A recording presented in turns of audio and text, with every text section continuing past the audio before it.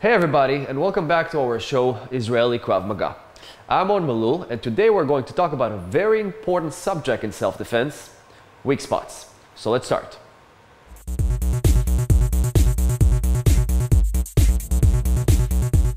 We spoke about weak spots, and mainly the weak spots of the face area. We showed you a pump strike using a common object. Today we're continuing, and we're going to speak about the groin area. Now, of course, we can go over one by one weak spots, talk about the collarbone, talk about the throat, talk about the diaphragm, talk about the rib cage, talk about the pelvis. But when we are focusing on self-defense and Krav Maga, we are going to speak mainly about, as we said, on the front, hand, groin, and knees. Okay, so of course, as I just showed right now, kick to the groin.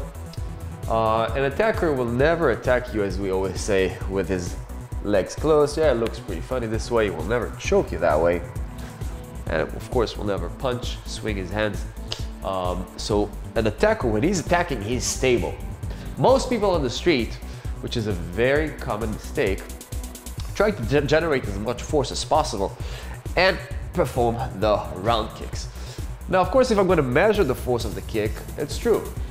This round kick has more force than this short kick to the groin. The reason is that I swing my leg and there is more momentum being created. Now, in Krav Maga, we don't necessarily look for the stronger strike. We look for the more intelligent that will create most damage and that are hard to see and surprising the attacker, using the element of surprise and what we speak about today, weak spots. If I'm going to give Leo a kick towards his muscle, he might feel it, might even have a little mark, remember me for a couple of days, but he's going to be able to keep the fight going, especially under stress, when the adrenaline is up and you have to fight. So in Krav Maga, we are going to less kick to the areas of the muscles, okay? Muscles can be developed. Go to the gym, work on the muscles, and they're going to be stronger. If we speak about the groin area, and as we spoke about face area, there's no any exercise you can probably do in order to get your nose. Or of course, if we speak about the groin area, so we understand this concept.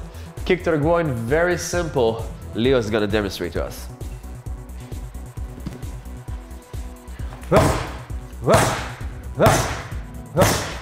So what Leo just did is simply lifting his knee, snapping, and what you got to do is imagine you're basically cutting the person to half.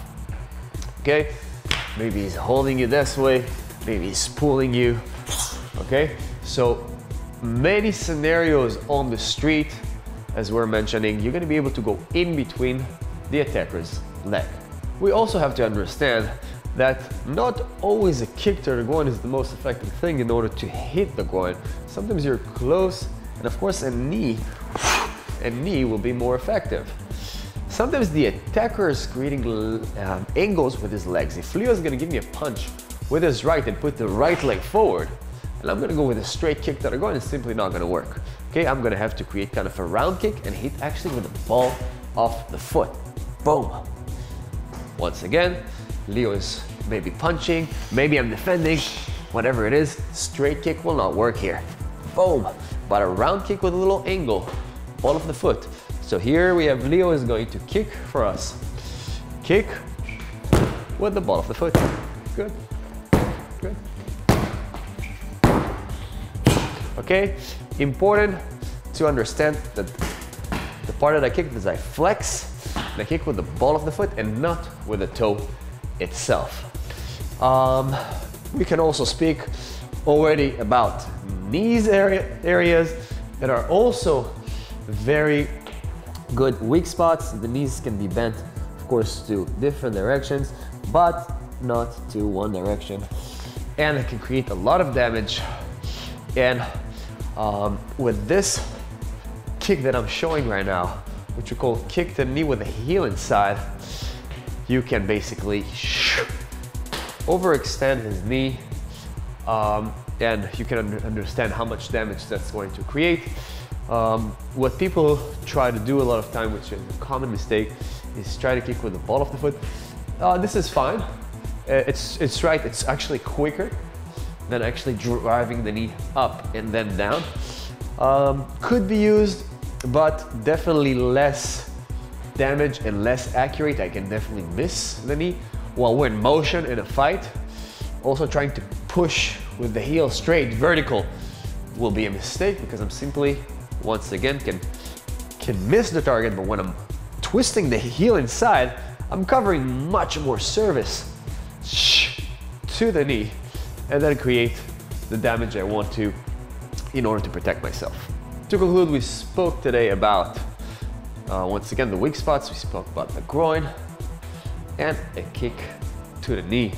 Now, of course, we can go over and discuss different other weak spots in the front part of the body. And there are weak spots as well that you guys do have to understand that will create also less damage. Okay, we went over the weak spots that will create the maximum damage as possible, but sometimes in a scenario which you don't want necessarily to escalate and to create more violence, sometimes you want to make a point, you might use other weak spots as diaphragm, ribs, and other weak spots that not necessarily going to create blood, but going to make the person understand, do not mess with me, I'm going to defend myself. Thank you guys for joining our Krav Maga class. You guys can stay tuned and check out our Facebook and YouTube page and learn more Krav Maga tips and lessons. Thank you.